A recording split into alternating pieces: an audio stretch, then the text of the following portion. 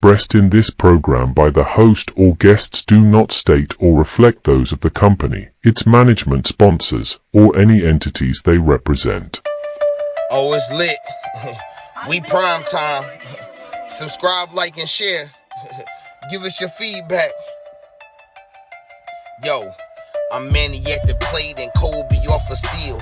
Gretzky for the goal and Brady at the wheel. I'm a game changer, the Osaka of the tennis. And breaking scoreboard, Simone of the Olympics. Defense and big business, the Mayweather who way better. From the greatness of Jim Brown, I've been down.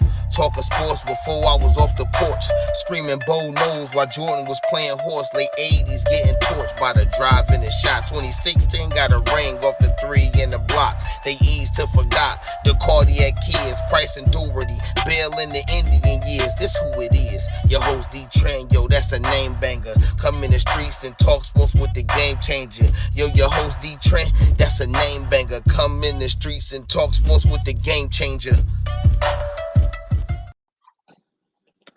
Dee Trynt, Game Changer Sports Talk, InDaStreetzSportz. Sports. Man, what's really good, y'all? All right, it's been a couple minutes, you feel me? But it's March Madness, baby. It's been crazy in March. I mean, not just with the NCAA and things like that. You know what I'm saying? No number ones left in the NCAA tournament on the men's side. Okay.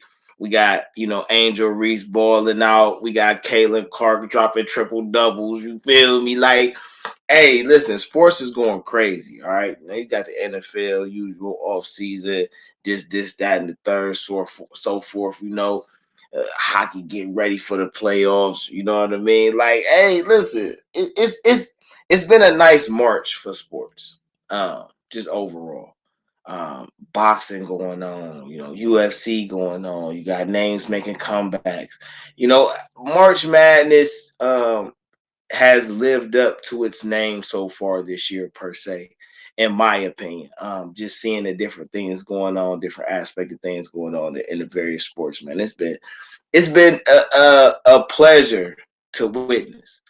But when you come to Dee Trynt, Game Changer Sports Talk, in the street sports, our main focus is hometown sports, man. And where would I be to not talk about these moves the Browns did made all season? Where would I be? I mean, where do I start? We had the checklist, right? You check on my older videos. I was saying about the Browns checklist. They needed a defensive tackle. I mean, a starting D tackle. They needed a safety. They needed a ball hawker safety. They needed a linebacker who could, destroy in the middle. A receiver. But even though I said that was kind of like 5 or 6 down on the list, work on the special teams. All right, and I mean, to be honest, the Browns have done exactly that. I mean, they signed, veteran style Dalvin Thomason to kick off free agency.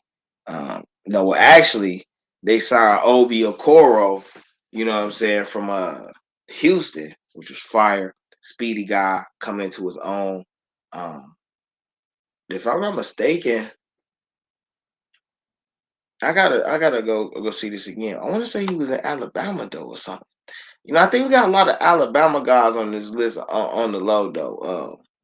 But we get him to play the end opposite Miles. You bring in a style D tackle. Dalvin Thomason, respected guy, really known for his run blocking, even though last year he was more of a pass. I mean, his run stopping, even though last year, he had a nice little jump in his pass rushing. But in this Jim Schwartz defense, he's going to be a good complement to Miles. And I think Obi Okoro is too as well. Then they signed Juan Thornhill.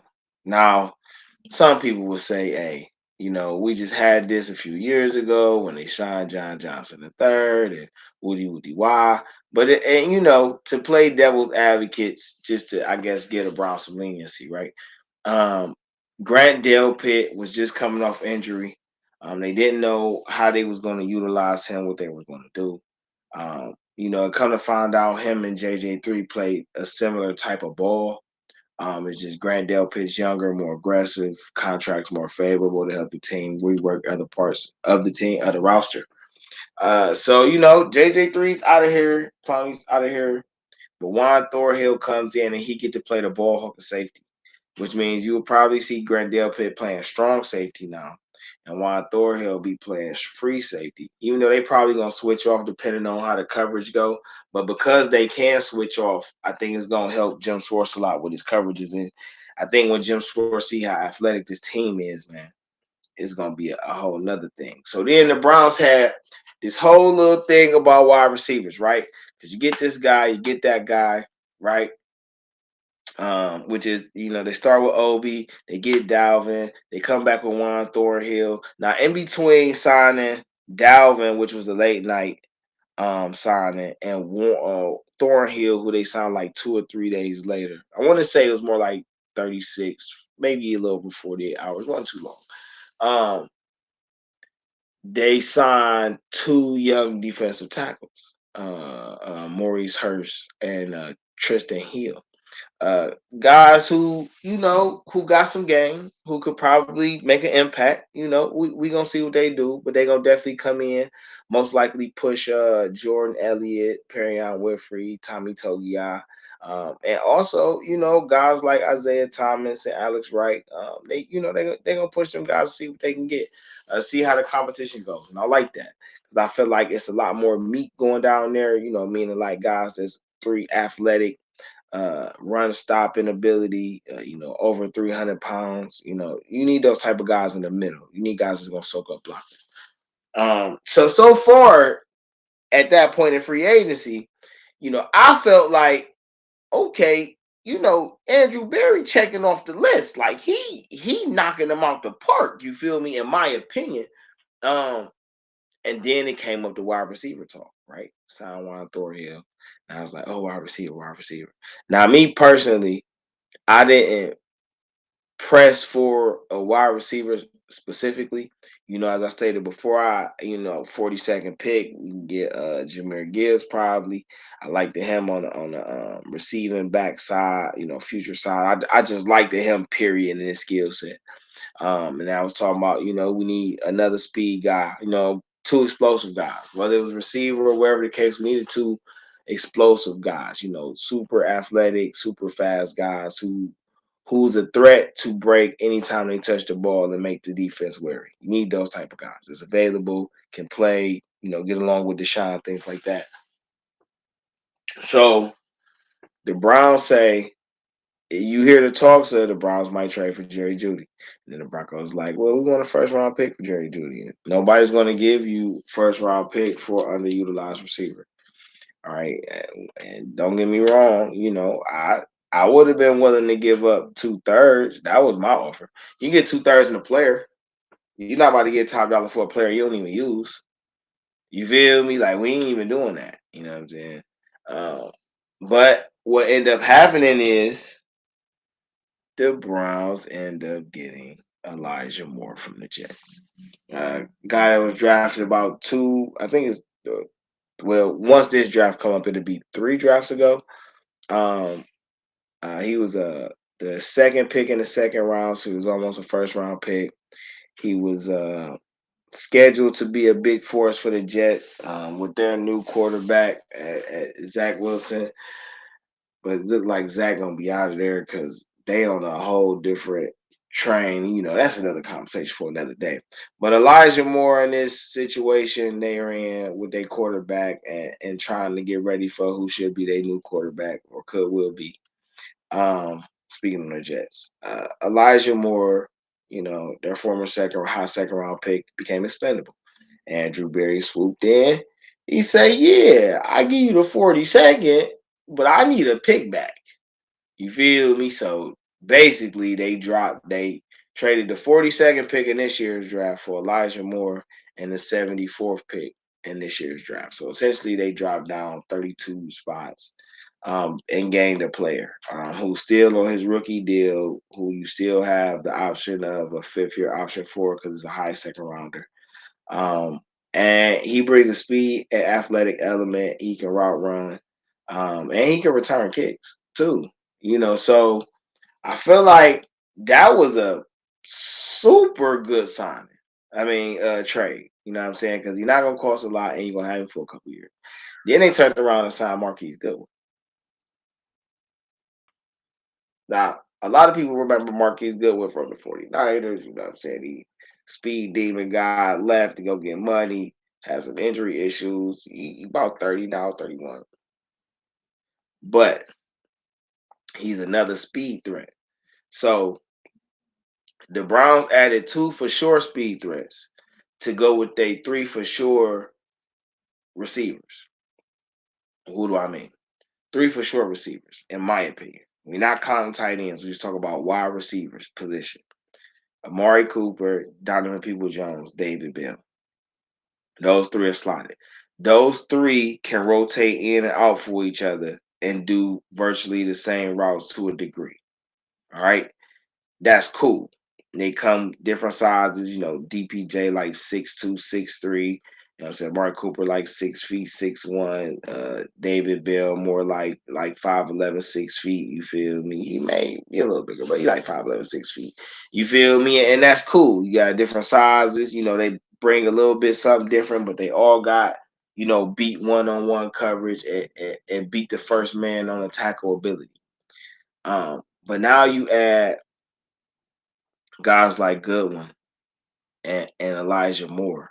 And even though Goodwin on a 1-year deal, which is a solid deal, I think it's about a little over 3.5 million, maybe 4 million though. And I got to double check that too. But that's a good deal because you never know what happens in training camp. Anything can happen, man. You know what I'm saying? Guys get injured. Almighty forbid. Like I say, things happen, man. So you got to be ready. On top of that, the Browns got a whole list of receivers that's gonna be fighting for the spot. So it's for a roster spot. I mean, and you got quite a few guys that's been here for a couple years. So you wonder, damn, what they gonna do? Now, also, what they do at receiver, um, and I feel like influences a lot what they do at tight end and running back, in my opinion. Now, in their minds, they don't, because the question is, how many receivers are they taking into the season? All right, because on top of naming the 5 guys I named, Amari Cooper, Donovan Peoples-Jones, David Bell, Elijah Moore, Marquise Goodwin, you still got Jakeem Grant, who's really brought in to be the special teams kick returner. So what is his slotted position? Will he be because the Browns have a special teams list. So do Charlie Hughley stay another year? Because all he do is long snap. So is it time for you to go ahead and let that position go and use one of your other linemen long snap? You know what I'm saying? And see if that help things. Do you So that way you can open up that spot to Jakeem Grant. And now you got Jakeem Grant as your main returner, slotted in with your kicker and your punter. Okay, that's your 3. Your for your 53-man roster on game. That's your 3. Um, and then how many receivers? Because let's just say you leave Jakeem there. So you got Swartz fighting for a wide receiver position. You got Dalen Baldwin fighting for a wide receiver position. You got Isaiah Weston, Mike Harley Jr., Michael Woods II, Marquez Stevenson. You got Jalen Darden. You know what I'm saying, which is another guy. So in my mind, right, just to go with these receiver things right quick. In my mind, like the Browns probably gonna go with 8 receivers. 8 receivers. And I'm gonna tell you. So let's just say Hughley keep his roster spot, even though I really think that's the spot where things will get a little different for the roster. Dee Trynt, Game Changer Sports Talk, Industry Sports. You feel me? Streaming on multiple media platforms, man. Appreciate y'all checking in on the live. Make sure if y'all missed the live stream, y'all hit me. Follow us on Spotify, Anchor, Google Podcasts, Radio Public. You know what I'm saying? Also follow us on social medias. You know what I'm saying? Twitch, YouTube, Facebook, Twitter. You know what I mean? You see the Industry Sports or Dee Trynt. Uh, but on the receiver side, I'm gonna say if they do 8, right? We already got 5.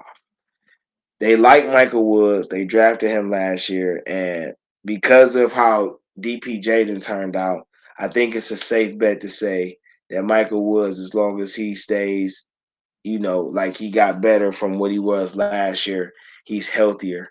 Um, let's say we could put him at the 6th spot, right? Or let's just say 7, because let's just say Jakeem Grant got the 6th spot. So then it's about one more receiver, right? And you got Anthony Schwartz fighting for that spot. You got Marquez Stevenson. You got Jalen Dart. You got a lot of different guys fighting for that spot. So that's where I say the Charlie Huglet, returner spot comes into play, because it's like if you got, and they got multiple guys that can return. That's something we didn't have a couple years ago. But literally, like, you got Jakeem Grant, who's a return specialist, who you actually brought over here for. You got Jalen Darden, who's a young guy who didn't really get to pan out of Philly, got traded, and then we ended up picking him up. And he might could be our Jakeem Grant. Like, maybe, you know what I'm saying? Like, maybe that's the thing. Jerome Ford, he returned kicks for us last year, but he's looking to be they're looking to make him the running back number 2. So I don't think, I don't firmly believe in your starters playing special teams. I just feel like if a guy is an integral part of the main offense, that he shouldn't play special teams. I feel like special teams are for guys who are backups, like literal backups, like sometimes specialist rotation guys. You know what I'm saying? Their job is to come in, still make an impact on the special team side of the ball, but also give the main people for offense and defense a rest. You know what I'm saying? If you got to put your starters in on your special teams, your team kind of bad. And I'm a firm believer in that. I feel like starters should only play on special teams in key moments. And, we fighting for a playoff position. It's the last 3 games of the season. You feel me? I might need to throw my number 1 receiver back there because I need a special play, like something like that. You feel me? That's the type of shit I'm looking for. You know what I'm saying? But like I say, Jerome Ford probably is going to be a main part of the offense. DPJ is receiver number 2 right now for real, so he going to be a main part of the offense. So it's really down to guys like Jakeem Grant, Jalen Darden.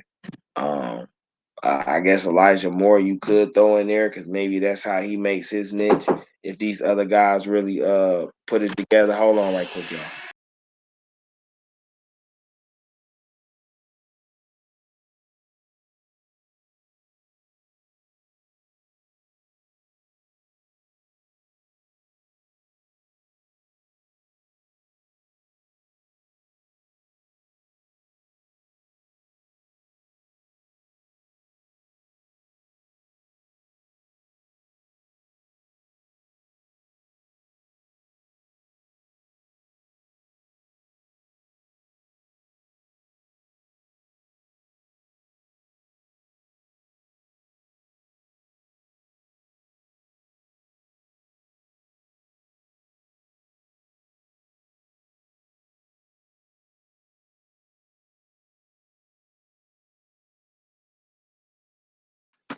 Appreciate that. Dee Trynt, Game Changer Sports Talk, Industry Sports. Just had a little commercial break right quick. I gotta start putting some music up or something, some real commercial game going on for y'all. You feel me? I'm getting it together though, so we can do that.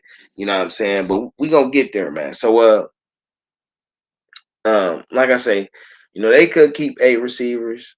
Um, they could not. We could see what they're gonna do with the special teams and how they juke it with the roster, but it's really still early in the off season to be predicting these type of things. Like, we ain't even had the NFL draft yet.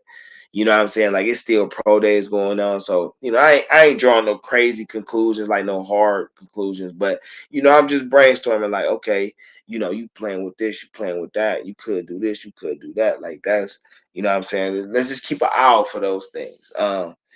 The backup QB spot, we ain't got to worry about, you know what I'm saying? Because they got Dobbs in there and they still got Mount, even though I think they probably gonna bring in undrafted free agent, young quarterback, and let him be like the practice squad, maybe two of them, maybe the practice squad, you know what I'm saying, guy, quarterback, and have somebody they can groom at the same time. You know what I'm saying? Like how Josh Dobbs did, and being that you got a guy like Watson and a guy like Dobbs, bringing a young quarterback in that situation, undrafted guy who you feel like got the tools but just need to be able to work in. I mean, he can literally be down there. You get him at what 2021 right now. He a young guy. Okay, if he sit behind Watson for the next 5 years, is that such a bad thing? You know what I'm saying? He get to the point where he's actually the backup quarterback now. If something happens, maybe he gets trade value. I mean, like I say, I ain't saying this what they gonna do. I'm just brainstorming, just thinking about the different possibilities. You know what I'm saying? Because when you in a position where your team and win now, that also hindsight, or a sub result is, you put yourself in a position to actually have guys that you can groom and grow to better thoroughly put your system together. And this is how a lot of coaches keep a long tenure in the NFL, because they get the win now mode. And while they got their win now players, they find the young cheap guys that they can put in and can grow, play the special teams, get building a system, be in there for a minute. You feel what I'm saying? Why these other guys win for the ship, and now and it goes. Now I ain't probably explaining it the best right now, but it's just basically how it jumps off. All right. Um, but I'm only running for a quick time right now, so I'm gonna end it right there on the Brown side. All right. But the Browns looking good right now. Shouts to AB. I definitely give him and Stefanski and crew um a high grade. I'm gonna just say A right now because they're not done. Or I'll say B plus, because they're not done. And we don't know how it's gonna shake out for the draft. And I want to leave room for that part to be included in the overall grade. So I think B plus, B plus is a great grade right now. Considering. Let's talk about these Cavaliers, though. Dee Trynt, Game Changer Sports Talk, Industry Sports. You know what I'm saying? Streaming on multiple media platforms. Right now, we live on Twitter, Twitch, YouTube, Facebook. You know what I'm saying? Please follow us on all of those at Industry Sports channel. You can find the Game Changer Sports Talk links and videos right there along there. Also, if you miss it live, you can catch the replays, uploaded to Spotify, Anchor, Google Podcasts, Radio Public, and various other streaming platforms. We appreciate y'all rocking with us. Those who've been rocking with me for a long time, I appreciate it. But the Cavs, though, yo, the Cavs, the Cavs, the Cavs, the Cavs, the Cavs. We go into the playoffs. We go into the playoffs. Let's talk about these Cavs. And I mean, ain't it crazy to say that the Cavs flew under the radar, even though they've been putting in work all year? Okay, we go into the playoffs. Let them know. Let them know. We go into the playoffs. Let them know. Let them know. Hey, listen, this young squad has really put it together. And look at this picture right here, right? So on this right side right here, right? You see Garland, Mobley, and Donovan Mitchell. And you see Jared Allen right there. You know what I'm saying? And you look at those four and you say, damn, they got a nice young nucleus, though. 25, 24, 22, 22, respectively. 22, 21, respectively. You feel me?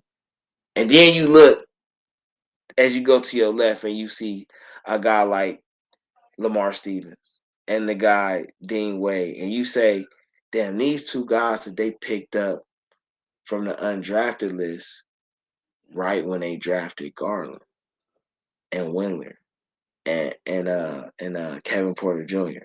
Now it's interesting enough, and I guess it's kind of sweet symphony, right? That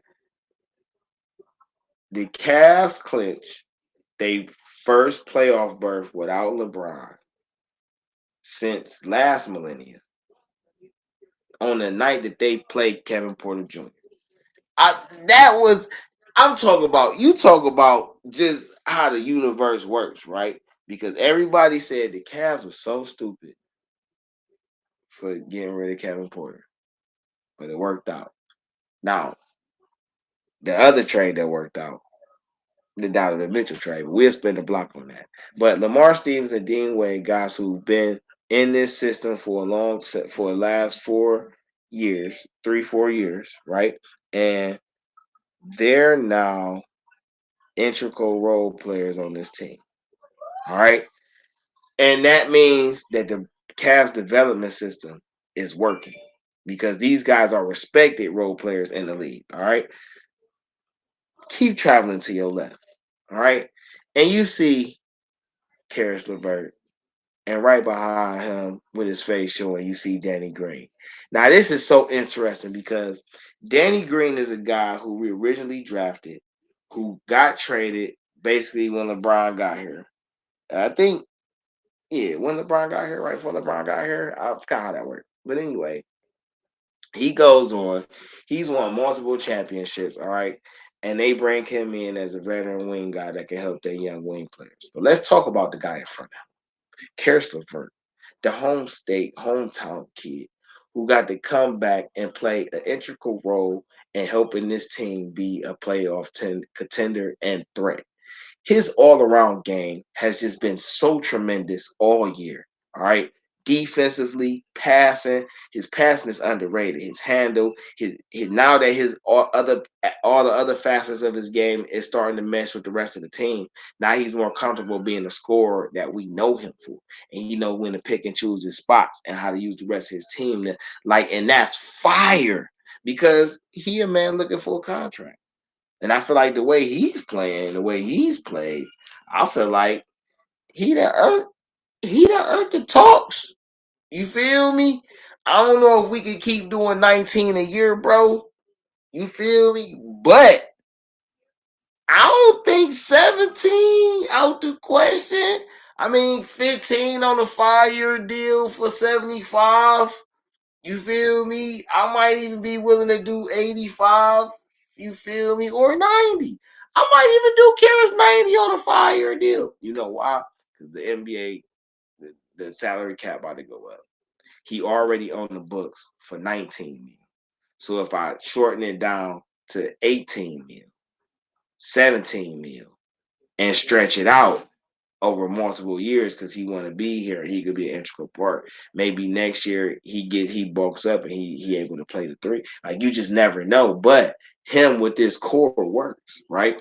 But let's keep traveling in the picture, right? Because this part of it is so interesting. All right. The veteran leadership on this team. Now, I know some people will say, oh, he didn't mention Sam Merrill and he didn't mention Windler, but a little bit, all right? And people was down on Windler, but I feel like the organization isn't down on Windler. I think now that he's healthy, they're going to let him basically, they most likely going to resign him to a nice team-friendly deal, and he probably going to take Chetty role because I don't think Chetty going to stay. We're going to get to Chetty, though, but I don't think Chetty going to stay, and I think that's why he's still here. Sam Merrill is interesting, but we'll get to him another time. All right. But as we travel on past Karis and Danny, you can see Robin Lopez peeking up from the top over Isaiah Mobley and Raul Neto right up under him. Then you got Chetty and Ricky Rubio. All right. And to me, this is a great snapshot of how far the Cavaliers have come. The Cavaliers have established veterans respected veterans on this bench that don't mind playing behind the young talent. Rubio is still a starting point guard on anybody's team. All right. Danny Green probably could still start as anybody's wing. You feel me? All right. You probably could still get Robin Lopez could probably have more of a rotational role somewhere else. You feel me? And one thing about Rubio too, he's still young. People forget Rubio was like a Luca. You know, he came in young, playing with them grown folks. So Rubio's still young too. Is he even 30 yet? I don't even think he's Yeah, 30. he like 31. He like 31. I think he just turned 31. You know what I'm saying? So yeah, no, you right though, bruh. Like he's still young. You know what I'm saying? And it's just like, and Chetty kind of sums it all up too because Chetty been here for like a decade. Like he done spent his whole career with the Cavs. He, like another Luca, played over there, got drafted over here young, you know what I'm saying? Or like Rubio more in a sense because they had to play their last year overseas before they came over the year after they got drafted. You know what I'm saying? Guys who was highly respected overseas. You know what I'm saying? Now look at them, man. Like they all got contributing roles on a threat, a playoff threat. Now, ain't nobody saying the Cavs, and that's probably a good thing because that don't put a lot of pressure on them. Ain't nobody saying the Cavs, oh, they about to go win the title.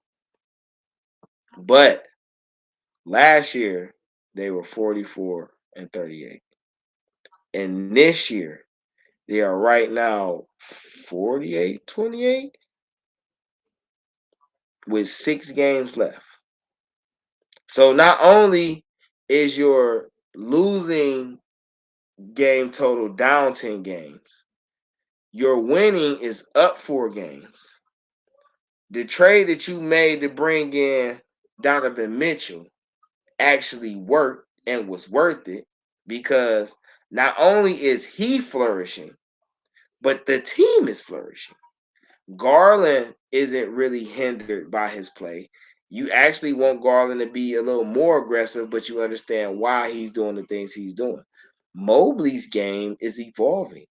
Mobley has the best fourth quarter shooting percentage in the NBA. Evan Mobley should be in consideration for defensive player of the year. And he ain't even getting talks. I just feel like even if you ain't got him in your top spot, which I understand, you know what I'm saying? I only understand this because, they don't give Cleveland a lot of props and recognition like they should. We feel like they should anyway. But, bruh, he is top 3 in almost every defensive category there is. And he ain't in the talks for defensive player of the year. He should undoubtedly be at least NBA. I feel like he should be undoubtedly first team, but he should at least be second team, all defensive. Clearly, Jared Allen should be on that list. Like the Cavs got the number 1 defense in the league going into the playoffs. They got one of the premier scorers in the league. They got one of the most versatile big men in the league. You feel me? And Evan Mobley, young future superstar. Controversy, you right. He too slept on. You feel me? Welcome to the stream, baby. Jared Allen holding it down in the middle, young guy still doing it. You feel me? And then, wait a minute. What Isaac Okoro? Hold on. All right. This picture is missing Okoro. And I feel some type of way. Because guess what? Okoro bet on his job. Put respect on Okoro's name. And what people were sleeping on, and what I was trying to tell them about the Cavs, and why Okoro should start at the 3, and how his defense gonna work, and he got that chemistry, is the fact that whenever Okoro gives you 10, 20 points, which will become consistent as he gets more and more experience in the league, you gonna win. It's hard for the Cavs to lose when kind of. I was looking for that. They don't tell him where he at, man. He probably in the back icing up. Like, no, they don't tell him where he at. But you know they love that boy. Hey, no. That's a fact. When a Coro first dropped, you feel me? Because I wanted Obi Toppin. Hold on, let's go back. Because I wanted Obi. He was like, they probably gonna take Isaac. They should. I wouldn't hit the Isaac. Bro, hit me on the Isaac. Well, yeah, Right? you know, I was my dog, man. I'm gonna hold it down. You know what I'm saying? But we gotta understand, right? Wasn't this like 3 years ago? Yeah. So if I'm still on the train now, you feel me? Like, come on, man, I gotta get. You feel me?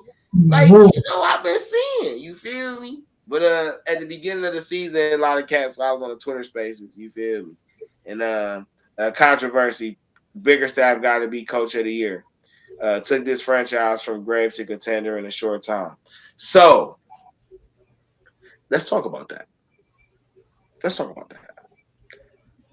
JB What up, Bickerstaff. baby? JB Bickerstaff for coach of the year. JB Bickerstaff for consideration for coach of the year. I'm with. I felt like some of these awards should have the first round playoff influence in it because if they smoothly walk out the first round into the second round, I 100% back that statement. 100%. But the reason I don't give Bickerstaff a high nod for coach of the year is because the Cavs haven't operated as a well-oiled machine. They have been inconsistent. They have been unable to find ways to close the deal. They've given up leads. Even though they come back a lot, I will give out something about Cleveland teams. I don't care what sport it is. It's something about Cleveland teams where like we could just come back. Ain't no such thing as an insurmountable lead. You know what I'm saying? At the same token, we have a tendency, like they say, what make you laugh is what make you cry. You know what I'm saying? And we have a tendency to give up leads. Now, great example, when they played the Rockets last night, they were smoking their boots for real. And then they started to give up the lead. The Rockets came, cut it down back within 10. You know what I'm saying? I think he got down to 8, I believe. And then they pushed it back up. You know what I'm saying? But they going into the playoffs. And that's one of them reminder things. Like, you can't take your foot off the gas in the playoffs. You got to rock. Whatever y'all get, y'all get. Getting back to JB and his coach of the year nomination, while I'm knocking him down. And another thing about this inconsistency I don't like is a lot of coaches get this mindset, right? And I'm just gonna preface this before I get to my point about the lineups. A lot of coaches do what I feel like is stupid. And I'm not calling them stupid. I want to understand that. I'm not calling none of these professionals stupid.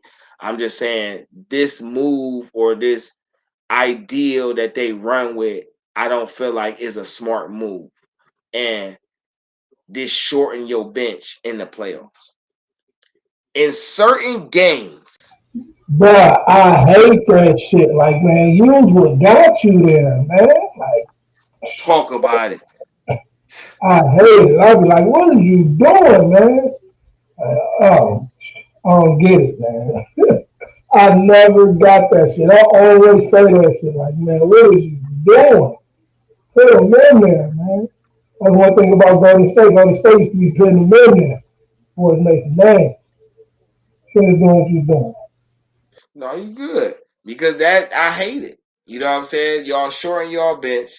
And I don't care what sport you play, especially a team sport.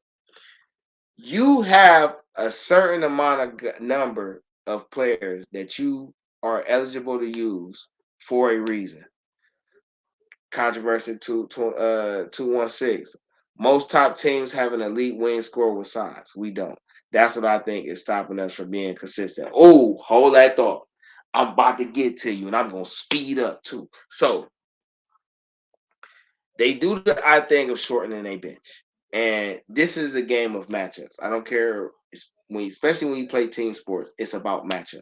It's about having different guys that can play different roles, especially guys that can play roles in select situations at a high level and not stop the chemistry or synergy that you already built with the team. Keep the momentum going. They add fuel to the fire versus put water on the flame. Okay.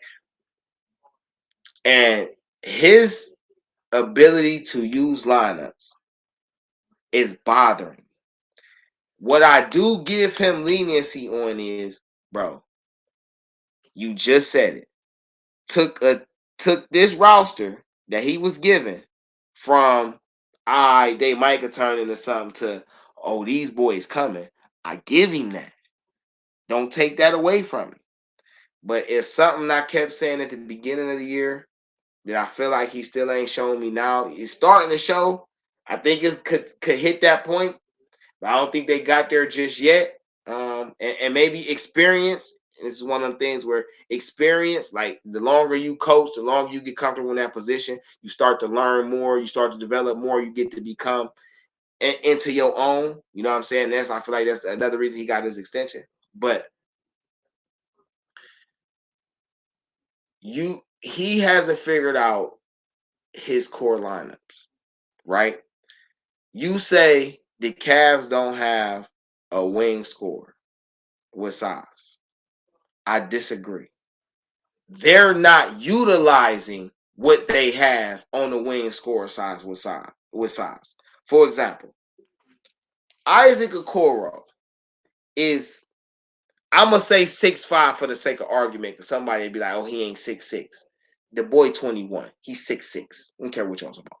6'6", 225, 230. That's size.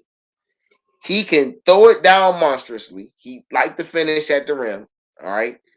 And they don't design plays that get him backdoor cuts and get him easy layups. Understand, you can't teach feel for the game, but you can point out the things to look for or the indications that tell you this might be a good idea. All right. And right now, he just got a Okoro as a good defender using transition, hit open shots. Now, maybe, and it's another thing where I give him leeway and leniency because he's still a young head coach. He only been head coaching like on the consistent side for one team for like 4 seasons. Like that's just now the time where you start like hitting your groove, which it looks like he's doing. So you still got to give that leeway. Like, you feel me? But he hasn't, because I strayed away a lot. He hasn't taught winning basketball. He didn't taught team ball. He didn't taught them how to play together. But I feel like he hasn't taught winning basketball. And part of this using the size you got thing is part of this winning basketball thing, because Evan Mobley can pass. Jarrett Allen can actually pass. We know Donovan and Mitchell can pass. We know Karis LeVert can pass. So Chetty does this very well. He learns how to move without the ball, catch the defense sleeping. He can catch a lob. He can catch a backdoor. He can get the layup. He do it in transition. And even though we want Chetty to be more confident all the time and do more, he has been, and it's showing. And he does at least enough for what he doing, right? Lamar Stevens is 6'8", 230. That's size. Dean Wade is 6'10", 230, 235. That's size. Like, so you got guys with size that you could use down there. You just got Danny Green. He was 6'6", like 220. That's size. Okay, you want big man. You got 3 7-footers on your team, bro. You got Jarrett Allen. You got Evan Mobley, and you got Robin Lopez. You got 7-footers on your team.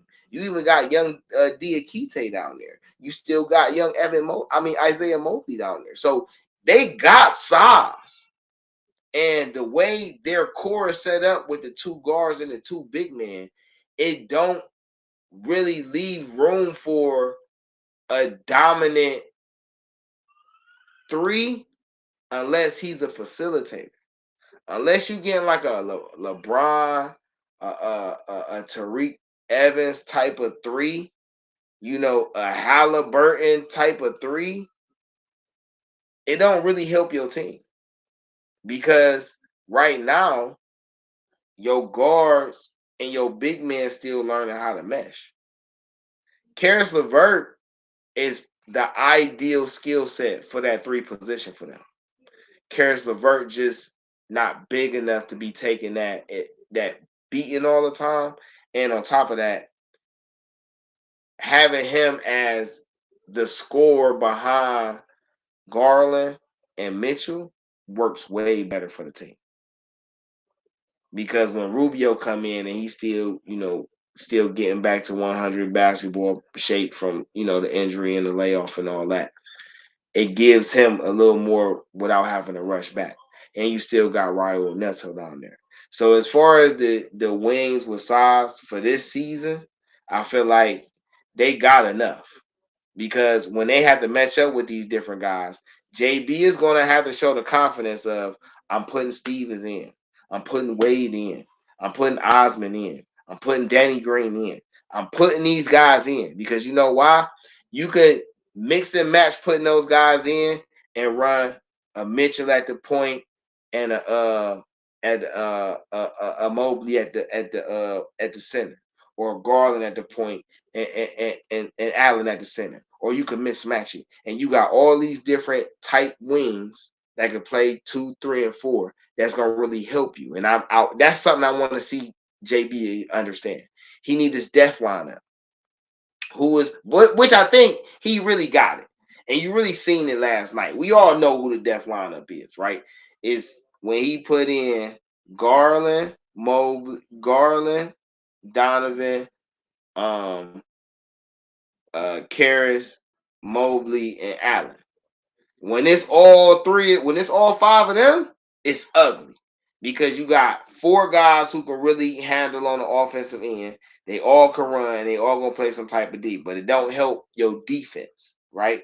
So in that situation, once Rubio, especially when he get in that playoff setting, you're gonna see Rubio probably come in for Garland.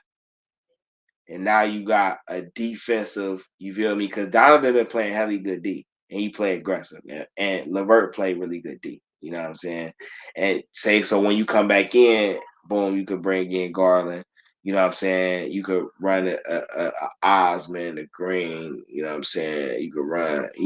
You could do a few things with it. So playoff wise, though, I think the Cavs in a good spot. I think they're in a really good spot to play spoiler. Controversy 216 says we got a Portland, McCollum, and Lillard kind of feel. I don't know if 2 small guards can take us all the way to the promised land. So I think your statement only considers half of the information or partial of the information, because I understand about the 2 small guards, but you got 3 7-footers. You got 2 7-footers that's athletic as about any wing player in the league. Just about. So that's not really the issue that people gonna try to make it out to be.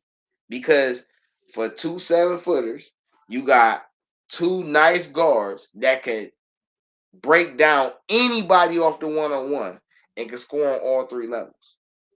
You know what I'm saying? And you give Donovan 4 levels because he can play above the rim. You know what I'm saying? Mobley's still growing. He's eager. We don't know what type of switch the playoffs gonna turn on for him.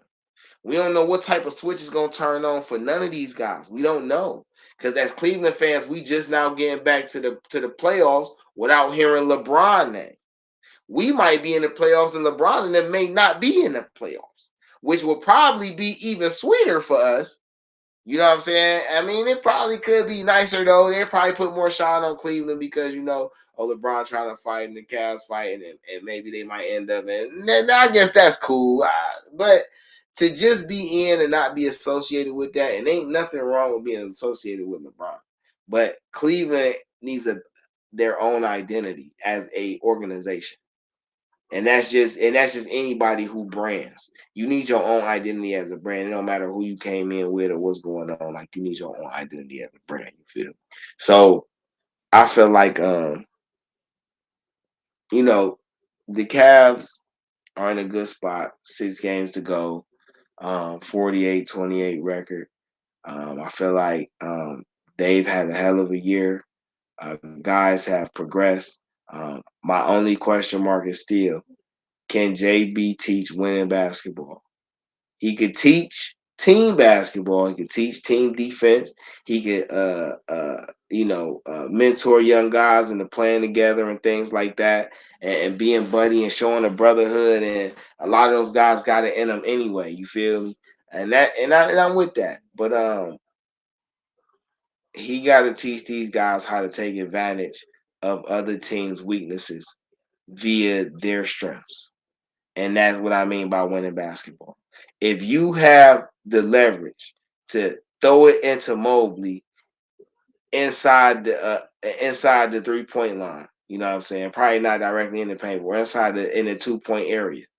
And Okoro got the foot speed to keep beating the guy to the rim, and you don't run that play consistently, it's not winning basketball. Your job as a coach is to teach your team how to take advantage of an opposing team's weaknesses via your strengths. You use the regular season for these guys to grow their strengths, for them to subconsciously plan scenarios that's gonna help them later on during this time. You know what I'm saying? And like I say, man, I really feel like and that's what I'm talking about. Controversy 216 say, nah, time to move on from LeBron. Like I say, we fuck with LeBron, man, but you know, when you branded, you need your own identity. You feel me? We are Cleveland, man. Cleveland sports fans everywhere, man. And I mean, we everywhere around the world. You feel me? Dee Trynt, Game Changer Sports Talk, Industry Sports. You feel me? Um, but yeah, man, the Cavs, right? 20 games over 500 is a big deal. Um, the number 4 seed. Uh, Most likely they're gonna play. Cause look, I pulled this up right. The standings right now. All right, and right now in the East, Milwaukee got the number 1 seed, and as it stands, they would play the winner of uh okay. So let's how the play-in go. Right now, as far as the play-in status, right, which is the 7th seed through the 10th seed in either conference. All right. You got Miami at 7, Atlanta at 8, with Toronto at 9 and Chicago at 10. Now this is interesting because in the 7th A seed, whoever wins that game, so no, in the 7th A seed, if the 7th seed wins, they automatically stay the 7th seed, right? They don't have to play no more games. They win, they automatically in. The winner of 9-10 would then play the winner of no, will play the loser, would then play the 8th seed, which would be Atlanta. So Atlanta will have 2 chances to get in as the 8th seed. Whoever loses the 9-10 game is out, and they play the loser of the 7-8 game. Now, if I'm mistaken, if Atlanta wins that game as the 8th seed, then they go to the 7th seed, and then Miami has to play whoever the winner of the 9-10 game. And as the stand right now. But we talking, okay, Miami got a 3-game lead on Atlanta. Miami's 40-35. Atlanta's 37-38. Toronto's 37-38. Chicago's 36-38. So they all got about 8 games left. And we're gonna see how that shape out. Miami is probably comfortably at 7. I believe they've kind of beaten Atlanta a couple times this year. That's probably been a good back and forth for real too. I have to check that out. But you know, okay, let's just say Miami take that, and then they play Boston. All right, and I don't know. Toronto kind of deadly though. But to be honest, if it's me, I don't even want Miami to make the playoffs. I'm not gonna even hold you. I don't even want to see Miami in the playoffs. I would love to see Atlanta play Boston in the first round. I think that's a fire first round matchup because of the dynamics and the new coaching situation. I think that's a good storyline for both teams. Both teams lost their original coaches. Now they playing each other in the first round. They teams kind of match up and they kind of counter offset. So I like that for real. And then to be honest, man, I like wait one to see DeRozan in the playoffs, bro. I'm not gonna even hold you. And that ain't me hating on Toronto because I feel like Toronto deserve a chance to be in the playoffs. Like I feel like, but I would love to see Chicago versus Milwaukee in the first round. You know why? Because I know DeRozan and Zach LaVine gonna go bonkers just cause they in the playoffs. And Milwaukee is right up the road from Chicago. So these virtually all home games, because they Vans gonna travel, it ain't but like a 4-hour ride from each other. You feel me? So to me, that's what I would like to see for the play-in. You know what I'm saying? I like Atlanta to win, and I like to see Chicago win 2 games and knock Miami and Toronto off. That's what I would like to see. But who knows, man? It probably just end up Miami, Atlanta in it anyway.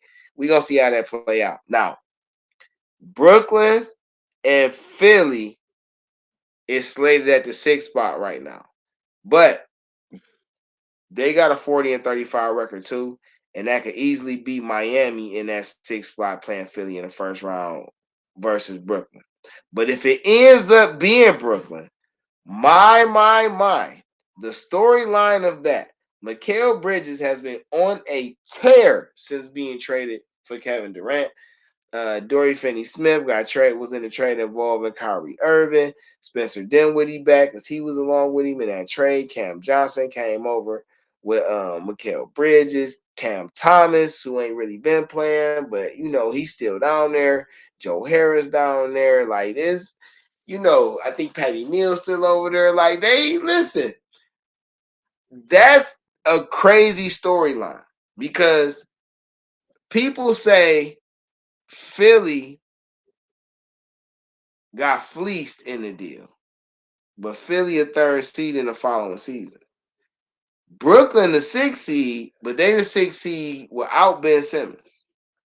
And if Ben Simmons was healthy and playing with confidence, you would question like, damn man, how would that series really turn out? You feel me? And then you get down to the seed that we talk about. All right. And this is the Knicks and the Cavs. Now, this is a crazy storyline if how this turns out. If the Knicks can win a couple more games to keep Brooklyn and Miami at bay, because they got 7 games left, and New York lightweight been on some inconsistent flip-floppy type terms, which is crazy because Brunson was scoring killing at the beginning of the year. And Randall been doing his thing lightweight all year for real, though. You feel me? So, RJ Barrett been kind of quiet, so I don't really know. I don't follow the Knicks that heavy, so I don't know. But I haven't heard a lot about RJ Barrett. I haven't heard a lot about Obi Toppin. Quentin Grimes, I've seen has been getting a lot more play, and I think been helping. Josh Hart, I felt like was a great addition to their team for real. I felt like he fit their mold. He gave me that John Starks feel. I ain't saying he John Starks, but I say he just gave me that type of feel and impact to that team. But they were in the Donovan Mitchell sweepstakes, and they lost out to the Cavs, who people didn't even know Cavs was involved in the Donovan Mitchell sweepstakes. But either way it go, you had them playing in the first round. Cleveland happened to put the Knicks out, who the Knicks ain't been in a long time. But guess what? Because it's Cleveland, they're going to give them their best punch. You feel me? But for the Cavs to be able to take a games in the Garden, though, hey, that'll set the tone. You know what I'm saying? Because the winner of that series is going to probably play Milwaukee most likely. And look, playing Milwaukee is a division game. You know what I'm saying? That's a division series. You feel me? But that's putting the cart before the horse. You know what I'm saying? That's just me. You feel me? Controversy. He say, How much longer does Ben Simmons have to keep performing poorly before we write him off as trash? Well, so let me end this show on this. Dee Trynt, Game Changer Sports Talk, InDaStreetzSportz, Sports, man. Appreciate y'all tuning in. We stream live on multiple media platforms: Twitter, Twitch, Facebook, YouTube. You can follow us on Facebook, Instagram, Twitter, um, and the other platforms I named as well. If you missed the live recordings, don't even fret. Go ahead and follow us on Spotify under the Industry Sports, and you can find Game Changer Sports Talk right up under that section. Also for Anchor, Google Podcasts, Radio Public, and various other streaming platforms. It's been a pleasure rocking with y'all. I appreciate y'all tuning in. But I'm gonna end it off on this statement, and I'm gonna reread it again. Controversy 216 says, "How much longer does Ben Simmons have to keep performing poorly before we write him off as trash?" So I don't. I ain't really a fan of the thought that Ben Simmons is trash because I've seen him play. I've seen it. Not that I think he has. Not that I've seen it. And it's interesting that a few days ago, because I got Sirius XM and I'll be riding, listening to to the NBA station and to the NFL station, and sometimes I flick over to ESPN. But on the NBA station, I forget which show it was. I want to say it was Cam, but with AD and Cam, but don't quote me on that because I don't think AD was there that day. I actually want to think Eddie Johnson was on that day. Whatever the case, or it might have been Rick Moore. Whatever the case, they interviewed Larry Johnson, Grandmama, and we all remember Grandmama, right? If you older, you remember the running rebel legend Larry Johnson. Grandmama went to Charlotte, left Charlotte, and ended up in the Knicks, playing with Ewing and them. Larry Johnson said the same injury that Ben Simmons had, he had. And remember, Larry Johnson had a little bit of a jumper. He wasn't no shooter, but if he got high, he got high. He was gonna hit some twos for sure. You know what I'm saying? Some little pull-ups and whatnot, some little spot ups, you know what I'm saying? And he became more of a defensive known guy as he got older in his career that could still, finish at the well and cut and things like that, post moves, things like that. But he said the type of back injury that Ben Simmons has, he say, bro, that's an injury you never really fully heal from. Like, that's one of them things that like really mess with like how you perform. And even if we ain't talking about his shot, his ability to move his back has a lot to do with his defense and his dribbling and his finishing, everything he does. So, in my opinion, at 25, just let him heal. Let him heal as much as you can. It's new technology. You know what I'm saying? Listen, Brooklyn, what do you have to lose by taking all off season, letting him get his body right? Don't even worry about it. You want to get your mind right, get your money? Don't even worry about it. Do that because the squad you got right now so fire. That should inspire him to want to do whatever it is he want to do as far as getting back on good with the team. And then you imagine if they could start him and move maybe Cam Johnson or Dory Finney-Smith to the bench to come in, or maybe he could play the starting center and he play anything like the defensive Ben Simmons we know he can play like, brother, that's a whole different team. We having a whole different conversation about how this team can perform and knock people off. You know what I'm saying? So I'm not ready to write him off as trash because when he played, I don't feel like he played like trash. He played like an all-star who could have been defensive player of the year. I never knew that a 6'10" guy was obligated to be able to shoot. I don't understand. People say, oh, because he played point guard. Your position has to do with your skill set, not your athletic height or your build. It has nothing to do with your build. It's about your skill set.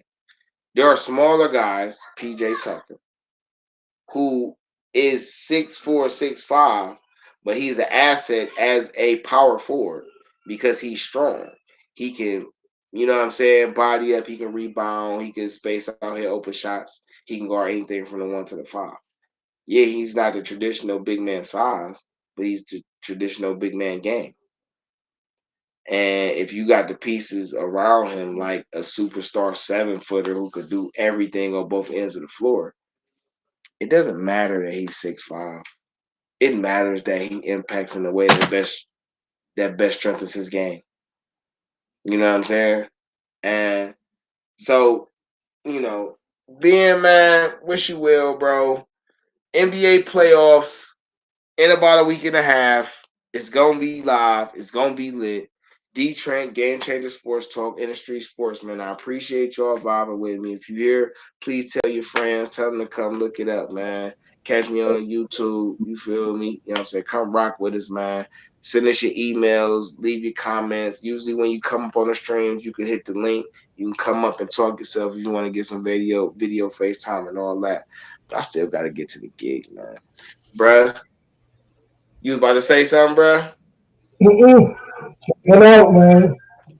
Man, so I appreciate I was only supposed to be on 30 minutes. I ended up rocking for an hour. Let me get my life together so I can get down to this job, bruh.